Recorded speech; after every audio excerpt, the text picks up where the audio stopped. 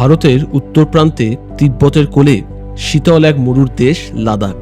লাদাখের প্রধান আকর্ষণ এখানকার রুক্ষ পাহাড়ের ক্যানভাস, এখানকার সাংস্কৃতিক ঐতিহ্য, বৌদ্ধ গুম্ফা, শিয়ক এবং নুব্রা নদীকে নিয়ে গড়ে ওঠা সবুজ সুন্দরী নুব্রা ভ্যালি, কিংবা প্যাংগং লেকের সেই নৈসর্গিক শোভা, স্বর্ণালী পাহাড়ের নিচে তুতে নীল জলরাশি। 3 ইডিয়েটস সিনেমার কল্যাণে ভারতীয় ট্যুরিস্টদের কাছে লাদাখ হয়ে উঠেছে এক অত্যন্ত জনপ্রিয় ডেস্টিনেশন। বাইকারদের স্বর্গরাজ্য এই লাদাখের মধ্যেই আছে পৃথিবীর কিছু হাই মোটরেবল পাসেস।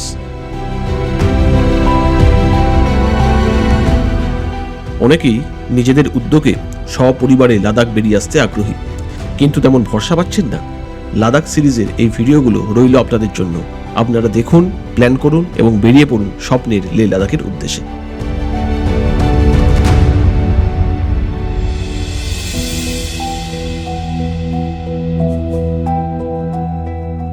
কলকাতা থেকে আমরা ডাইরেক্ট ফ্লাইট নিয়ে চলে যাব শ্রীনগর। শ্রীনগর থেকে সড়ক পথে কার্গিল হয়ে আমরা লেহর দিকে যাত্রা শুরু করব। এইভাবে যাওয়ার সবথেকে বড় সুবিধা হলো অ্যাক্লিমাটাইজেশন। এর ফলে উচ্চতাজনিত কোনো রকম শারীরিক সমস্যায় পড়তে হয় না।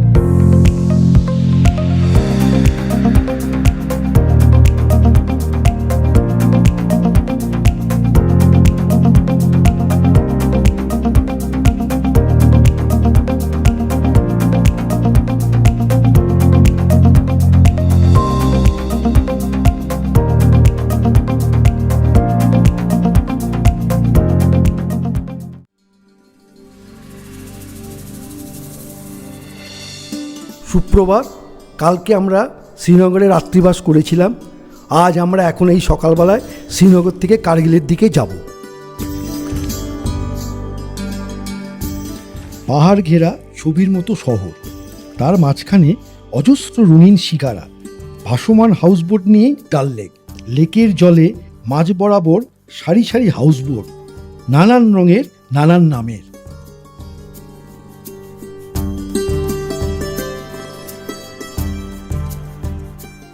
আপনারা শিকারা করেই ডাল লেকটা ঘুরে নিতে পারেন। তার জন্য গভর্নমেন্টের থেকে একটা নির্দিষ্ট ভাড়া ধার্য করা আছে, কিন্তু আমার মনে হয় মাঝির সঙ্গে কথা বলে নেওয়াই ভালো।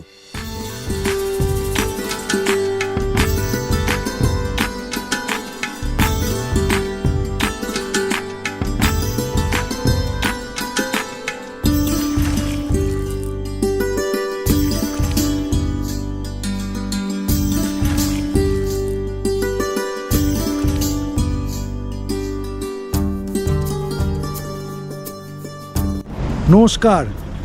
এখন আমরা কাশ্মীর থেকে কার্গিলের পথে রওনা দিচ্ছি। এই আমাদের গাড়ি, এই গাড়ি নিয়ে আমরা কাশ্মীর থেকে লাদাখ অবধি যাব।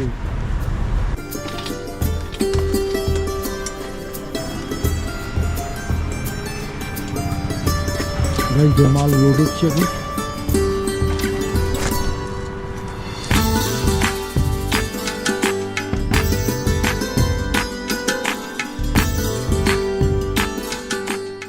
শ্রীনগর থেকে কার্গিলের দূরত্ব 204 কিলোমিটার। শ্রীনগর থেকে রওনা দিয়ে প্রথমে আমরা গান্দেরবাল, কঙ্গন, গুন্দ, সোনামার্গ অতিক্রম করে পৌঁছাবো বালতাল। সেখান থেকে জজিলা পাস হয়ে আমরা লাদাখে প্রবেশ করব।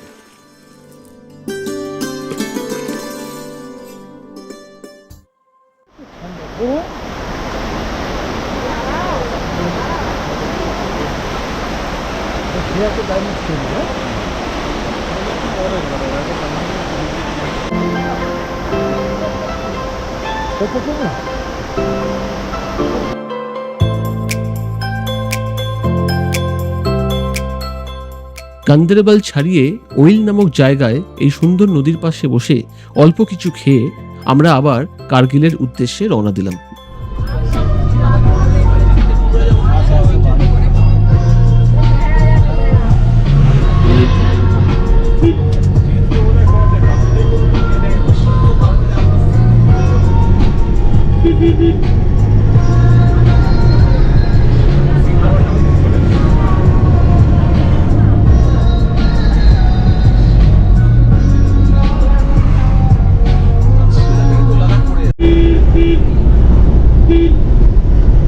আমরা এখন সোনমার্গে পৌঁছালাম।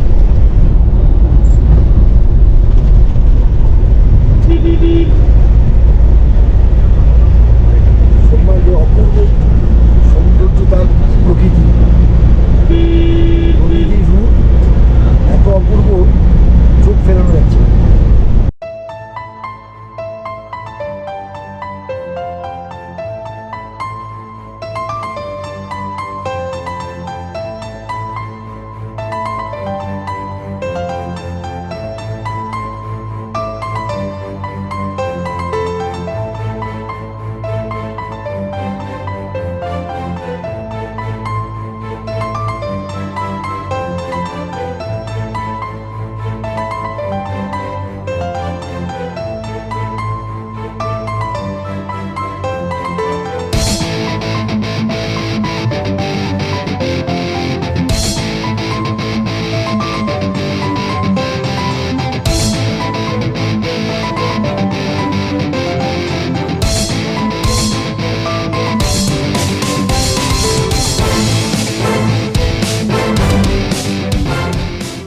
বাঁদিকে নিচে যে বেস ক্যাম্পটা দেখা যাচ্ছে ওটাই হলো Baltal base camp.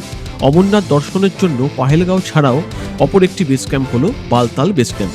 July August মাসে এলে এখানে চোখে পড়বে অসংখ্য তাঁবু, প্রচুর যাত্রী এবং হেলিকপ্টারের ওঠানামা। বালতালকে বাঁদিকে রেখে আমাদের গাড়ি চড়াই পথ ধরে এগিয়ে চলল জজিলা গিরিপথের দিকে।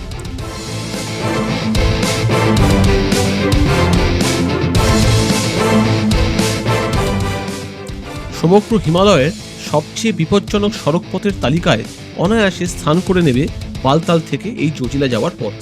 বর্ডার রোড অর্গানাইজেশনের সৌজন্যে পথের অবস্থা এখন অনেকটাই ভালো। তা সত্ত্বেও ধসপ্রবণ অংশগুলো অতিক্রম করার সময় আমাদের বুক কেঁপে উঠছিল। পথের একদিকে পাহাড় আর অন্যদিকে 1000 ফুট গভীর খাদ।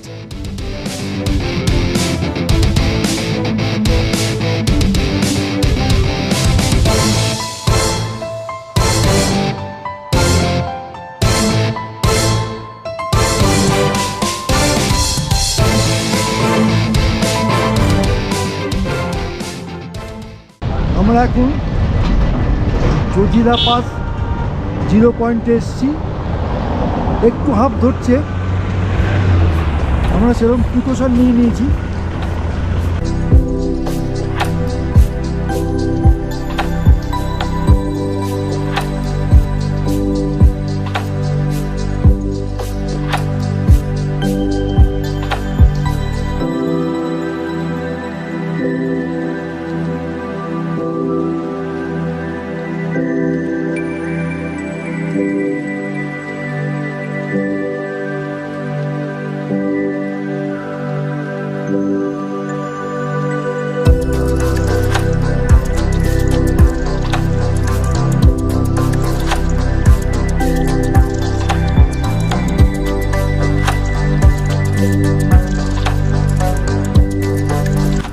Vicky sir. Vicky yes sir. यहाँ पर रहता है? हाँ सर, यहीं पे रहता है। कितना दिन से? यहाँ पे पूरा 5 महीना रहता है। अच्छा, हाँ, ओके, ठीक है। ओके, इसका 0 पॉइंट कहते हैं। 0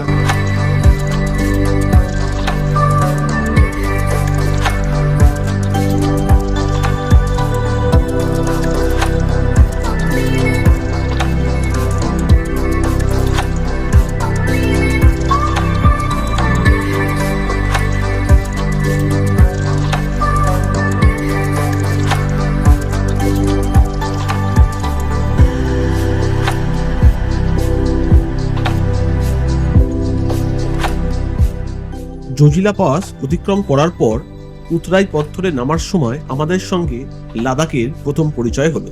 কাশ্মীর উপত্যকায় সবুজ সমারোহ দেখার পর লাদাখের এই তৃণ গুল্মহীন রুক্ষ শুষ্ক পার্বত্যভূমির চাক্ষুষ করা সত্যিই এক চমকপ্রদ অভিজ্ঞতা। সবুজের অভাব অবশ্য অনেকাংশেই মিটিয়ে দিচ্ছিল এখানকার পাহাড় পর্বতের বর্ণ বৈচিত্র্য।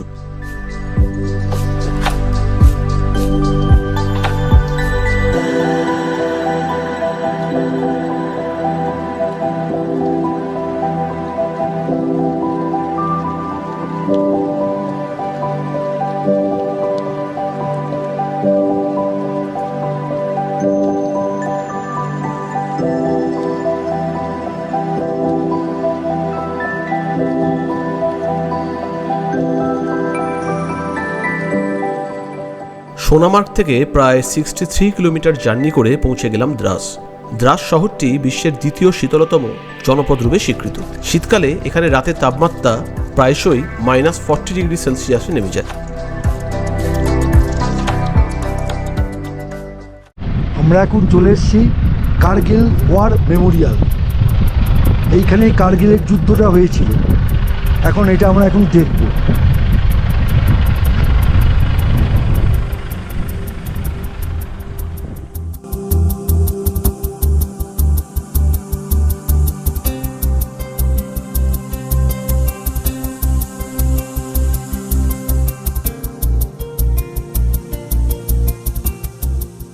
দ্রাস থেকে কার্গিল যাওয়ার পথেই রাস্তার বাদিকে পড়বে কার্গিল ওয়ার মেমোরিয়াল। টাইগার হিলকে পাকিস্তানি সেনার হাত থেকে পুনরুদ্ধার করবার মরণপণ যুদ্ধের কথা ভারতীয় সেনাবাহিনীর ইতিহাসে স্বর্ণাক্ষরে লেখা থাকবে। কার্গিল যুদ্ধে নিহত 559 জন ভারতীয় সৈনিকের স্মৃতির প্রতি শ্রদ্ধা জানাতে নির্মিত হয়েছিল এই দৃষ্টিনন্দন স্মৃতিসৌধ। এখানে ক্যাপ্টেন মনোজ পান্ডের নামে গড়ে তোলা সংগ্রহশালাটি অবশ্যই একটু সময় নিয়ে দেখা উচিত। এখান থেকে দেখা যায় দূরের টলোলিং হাইট, ক্যাপ্টেন বাত্রা টপ এবং টাইগার হিল, যেখানে এই কার্গিল যুদ্ধটি হয়েছিল। পরমবীর চক্র ক্যাপ্টেন বিক্রম বাত্রার মূর্তিসহ আরও অনেক সৈনিকের মূর্তি সুসজ্জিত আছে।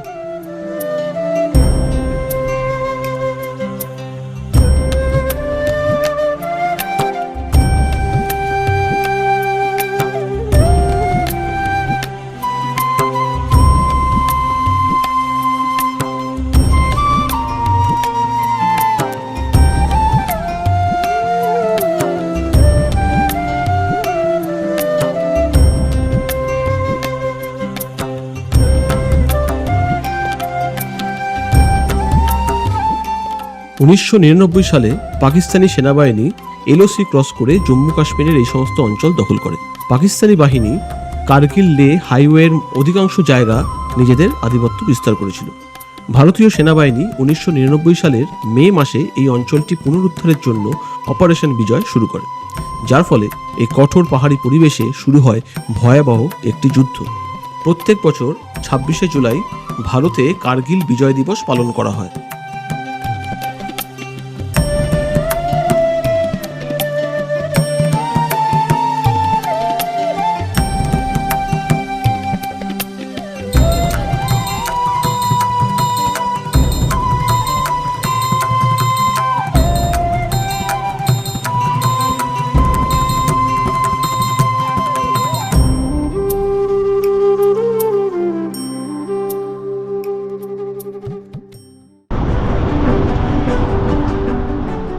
দ্রাস থেকে কার্গিলের দূরত্ব 60 কিলোমিটার।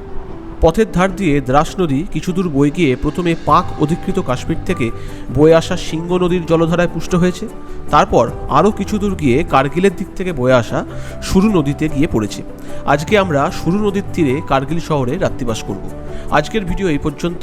পরের ভিডিওতে থাকবে কার্গিল থেকে লে যাওয়ার গল্প।